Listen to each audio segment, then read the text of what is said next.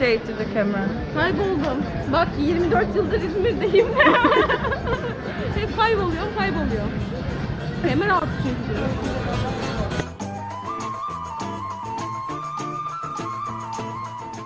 So today we are spending our time in Kemeralti, one of my favorite places here because it's really old, really authentic, original, and crowded. It's the oldest place here for shopping, and people, a lot of people usually come here to find things for cheaper prices. And you can find everything here. So from old Turkish traditional things to like random things, jewelry, cars, like even the restaurants and cafes. So it's like a place that has everything. Probably it has corona now. So now we're gonna take a look around, have something to eat, drink coffee, and spend our time in really traditional place here in Izmir.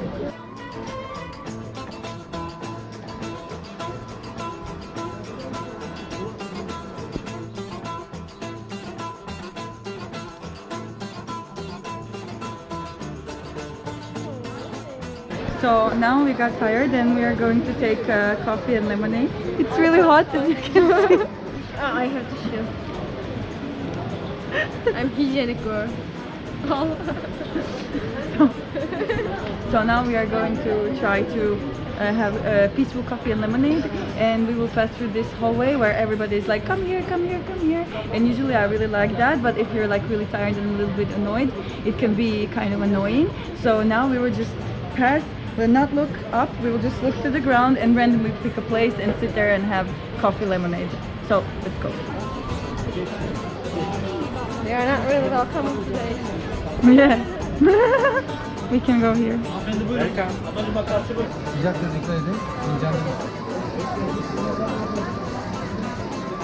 Bu yer hakkında ne düşünüyorsun?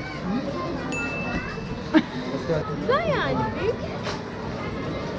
Like any place here. Hot.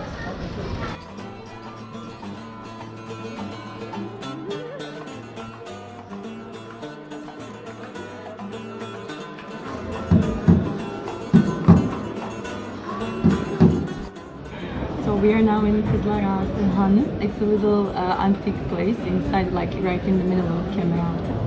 And I really like to come here because you can really feel the traditional, like everything is traditional here, and we have here a view over the mosque.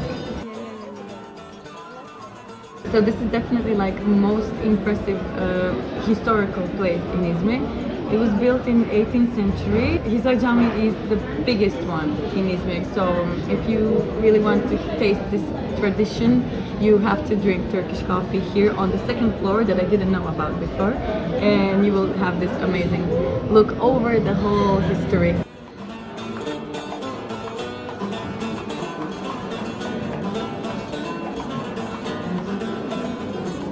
So here in the upper floor, you can also find a lot of antique things like old Turkish money, radio, television, and similar things.